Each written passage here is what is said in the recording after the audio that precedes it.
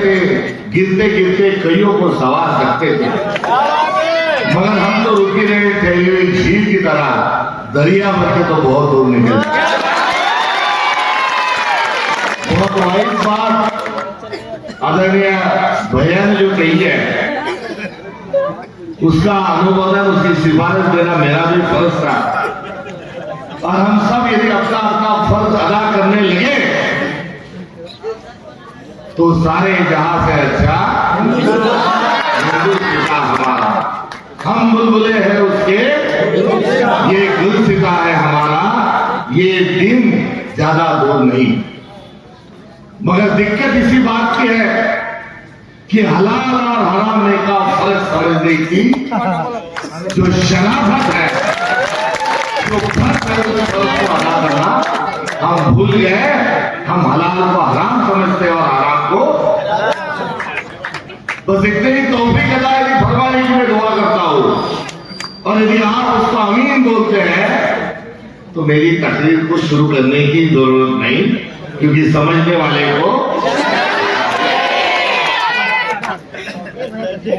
परसों के तो लोग काफी समझदार है। मैं भी आओ देखे खड़ा रहा, बोला खासदार साहब ने कुछ बोला, भैया ने कुछ बोला, तो नेले पे देले की काटा काटी नहीं, मगर हमदर्द है और हम सफर कर चलने का वादा है, तो कुछ अपन भी चार चार लगा रहे हैं। और इसी एक चाहत से मैं आप सब लोगों के सामने खड़ा हूं। आज मुझे खुशी है कि मैं गया पिछले 18 तारीख से रोज 5, 6, 7 सभाएं कर रहा हूं, मगर हम सफर हमराह की बात तो वाइज है। मगर आज पहली सभा है कि हमारे मित्र पक्ष के कोई नेता आज मंच पर उपस्थित है, इसलिए मैं खुशी का इजहार और मुबारकबाद भी उनको देता हूं। मगर आज मैंने बोला छठी सभा है, 2 नेता बोल लेंगे, अपन कम बोलेंगे, तो मैं कभी बोलूंगा, मगर जो भी बात कहेंगे सच कहेंगे, सच के सिवा कुछ नहीं कहेंगे। ही निवडणूक सेवकाची आहे, ही निवडणूक कामी पडणाऱ्या माणसाची आहे, टाळूवरच्या लोणी खाणाऱ्या माणसाची निवडणूक नाही। हलाल आणि हलाल, हलाल आणि हलाल यामध्ये हराम नावाचा जो शब्द आहे, त्या शब्दाच्या अनुषंगाने स्वतःची तुंबडी भेटवून घेणारा एक प्रवृत्ती वर्ग आपल्याला दिसतो। वरून वरून राजकारणी, वरून वरून सेवा करणारा, मात्र मेवा मेवा मेवा मेवा लुटणारा एक वर्ग असतो। दुधाचं काय काय होतं, तर ताके होतं, दुधाला नासवल्या जातात। तुमच्या इथे दुधाचं लोणी करणारे पण आहे आणि लोण्याचं थेट तूप करून घेऊन जाणारे आहे। मग एकीकडे लोणी करतात, दुसरीकडे तूप पळव, अशी जी तुमची मॅच चालू आहे, ही बघता बघता आता आम्ही तुमचे शेजारी पाजारी पण तुम्हाला आता नावं ठेवायला लागलेलं आहे हो। या निवडणुकीत ना तूप ना लोणी, फक्त तुतारी आणि पंजा ही भूमिका आपण स्वीकारावी, ते आव्हान करण्याकरता आपल्या सगळ्यांपर्यंत आलेलो आहोत। देशाच्या पंतप्रधानाचा मोबाईल नंबर काही कोणाजवळ असायचा का नाही, माझ्याजवळ नाही, खासदार तुमच्याजवळ काही मोदी साहेबाचा नंबर नसतो, कारण त्याच्याशी आपल्याला काही कामच पडत नाही। आणि हा बाबा 11 वर्षापासून इतका फेकू राहिला की तो बोलायला लागला की भेव वाटतो, पहिले हेल्मेट घालून घ्या, काही एखादा दगड फोड काही घटा भेटून लागला हे माहिती घाटे घेऊन झाला काय। मुख्यमंत्र्याचा मोबाईल नंबर, व्हॉट्सअप नंबर आपल्याजवळ काही नाही। आमदार पोराला चिटकून घ्या, जवायची बदली करा, माऊस भाजी टाका, झाली जरा थोडं पाहून घ्या। आते भाऊ आहे त्याचं रेशनचं दुकान तर आणलाय, तो पा पोलीस पाटलाची भरती करा, जमता का बघा, तुमचा कागद लावा, झिपारीत लावा, याच्यासाठी आमदाराला जावं लागतं। नाही तर मग हिवाळ्याला शान मारायला की आमच्या आमदार साहेब गेल्या गेल्या लगेच मला गाडीत बसत घ्या, ते हिवाळ्यावर शान मारण्यापुरता आमदार अशी समज नसतो। मात्र आणि सगळीला नदीला जो कमी पडतो त्या माणसाची निवडणूक आहे, ज्याचं नाव आहे नगरसेवक।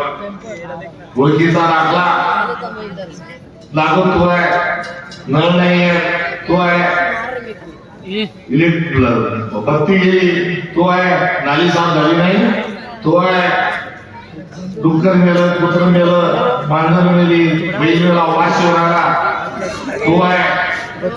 आणि या सर्वांची मध्ये धावपळ करणारा या नगरसेवकाची निवडणूक आहे. यासोबत घरात रात्री 2 वाजता घरात आपल्या म्हातारीचा जीव गेला, तो पोराला काही समजत नाही. आता म्हातारीसाठी रडू काही म्हणा, आता उचलून घेऊन कसं भुकायचं त्याची चिंता. बिचाराच्या मनात शंका आहे की आता कसं होईल. आणि यावेळेस तो संकटात असताना त्याच्या डोळ्यापुढे चेहरा उभा राहतो की नाही, माझा मित्र, माझा नगरसेवक, समाजसेवक हे काम करेल. मरण असो तरुण असो धावून येणारा, सगळ्यात आधी येणारा आणि स्वयंपाकाचे भांडे धुवून धावून पालखी करून घरी जाणारा जो कार्यकर्ता असतो त्या कार्यकर्त्याची निवडणूक आहे. आणि या निवडणुकीत पक्षीय अभिनिवेश हा विशेष करून वापरला जाणं योग्य नाही. मात्र आता वया भांडण काय झाली की यावेळेस सत्ताधारी पक्षाने हा सेवक ठेवला गुंडाळून आणि दलालांना बाजारात ओरलीचा दुकान ते दिलं तिकीट, अजून नंबर 2 चे कपडे करणार ते दिलं तिकीट, पुढे मागे चमचेगिरी करणारा ते दिलं तिकीट, स्वतःचा पक्षाचा ठेव बाजूला दुसऱ्या पक्षाचा आला ओढ ते दिलं तिकीट. त्यामुळे या निवडणुकीत सेवक बाजूला ठेवून एक दलालांना प्राधान्य देण्याचं काम हे सत्ताधाऱ्यांच्या माध्यमातून चाललंय. आणि जर आता दलालांना तिकीट मिळायला लागले, जर आता नंबर 2 चे धंदे करणाऱ्या माणसांना जर तिकीट मिळायला लागले तर तुमच्या माझ्या समाजाचं काय होईल हा एक मोठा प्रश्न महाराष्ट्राच्या पुढे, मराठवाड्याच्या पुढे, जालन्याच्या पुढे आणि परसूरच्या पुढे पडलेला आहे. आणि यातून आपल्याला आपली गाडी आणि आपला रस्ता हा छान पद्धतीने पुढे घेऊन जायचा आहे. पैसे वारेमाप खाल्लेले काही ग्रीड आणली होती तुमच्या इथूनच आम्हाला आधी ग्रीड आता वाटून गेलं. मला तुम्हाला माझ्या जाता माहिती, मी सभागृहात भाषण ती ग्रीड कुठं फेल झाली काय झाली ते माहित नाही. मात्र ग्रीड बरंच काही झोपा देऊन गेली. आणि नगरपालिका जे आहे ते नगराचं प्रशासन लोकांना सुविधा देण्याचं एक संस्था आहे. मात्र या संस्थेला भ्रष्टाचाराचा अड्डा करणारही दुसरा एक वर्ष या ठिकाणी पिढ्या अनेक वर्षात भ्रष्टाचार तेही आहे. यांनी पैशाची तुंब भरलेली आहे आणि आता पैसे घेऊन आता बाजारात निघलेले आहे. पैसा फेक तमाशा दे आणि नंगा नाच आणि तमाशा या लोकशाहीचा यांनी वाजू लावलेला आहे. या लोकांपासून आपल्याला सावध राहायचं आहे. हे आपल्याला विकत घ्यायला लागतात आहे ते म्हणतात उसकी हैसियत क्या, उसकी किंमत क्या है. 2 नोटा फेंक के उसके मुंह पे तो चुप बैठेगा, काय तो उसके प्राण में लगा. लागा वाटला पाहिजे तुम्हाला बोलताना.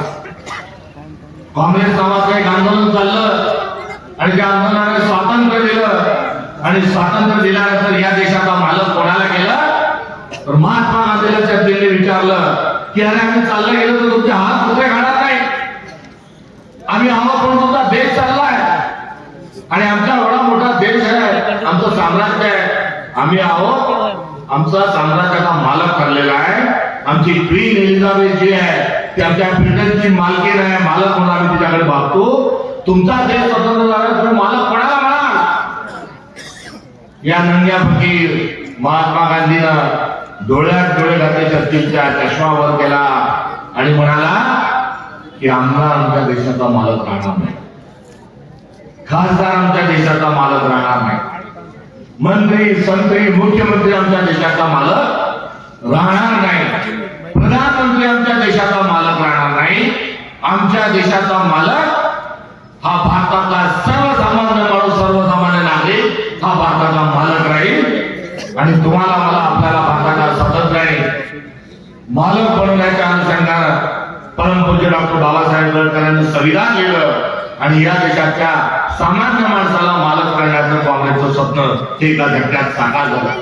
तंत्र ठरलं देश कसा चालवायचा, राजाच्या माध्यमातून, पैशाच्या माध्यमातून, जातीच्या माध्यमातून, धर्माच्या माध्यमातून नाही, देश कसा चालवायचा to the people, by the people for the people, लोकांनी लोकांसाठी लोकांच्या मार्फत चालवलेला देश म्हणजे भारत आहे. त्याचं नाव आहे लोक, त्याचं भारत देशाचं नाव आहे, त्याचं नाव आहे भारत. आणि तंत्र आहे, मंत्र आहे लोकशाहीचा. आणि या लोकशाहीचा मालक आपल्याला करताना मताचा अधिकार आपल्याला दिला. आणि मत देताना आपण जर चुकलो तर जर घराचा मालक बदलला तर घराचे वाशे पडायला काही लागत नाही. तसा अडचणीचा काळ आलेला आहे. आणि अडचणीचा काळ येत असताना 500च्या 2 नोटांमध्ये, मट्टाच्या 2 गोट्यांमध्ये आणि दारूच्या एका चप्प्यामध्ये जर मतदान आपण विकायला लागलो तर येणारी पिढी आपल्याला मित्रांनो माफ करणार नाही. म्हणून आमचे सर्व जे पक्ष आहेत ते स्वातंत्र्याच्या संग्रामावर निष्ठा असणारे आहेत. आमचा पक्ष काही हा इंग्रजांचे तळले चाटत नव्हता. आम्ही काही इंग्रजांचे दलाल म्हणून काम करत नव्हतो. आणि भारतीय जनता पक्षाने जसं कोणताही स्वातंत्र्याच्या संग्रामात त्यांचा इतिहास नाही, देशाला बलिदान देण्यामध्ये त्यांचा कोणताही सहभाग नाही. अशा पक्षात आणि आमच्या पक्षात दोघांमध्ये फार मोठा फरक आहे. आणि तो फरक असताना आपल्या सगळ्यांना या देशाच्या या मातृभूमीच्या इस महान वतन की खिदमत के लिए हम सबको आगे बढ़ने की जरूरत है.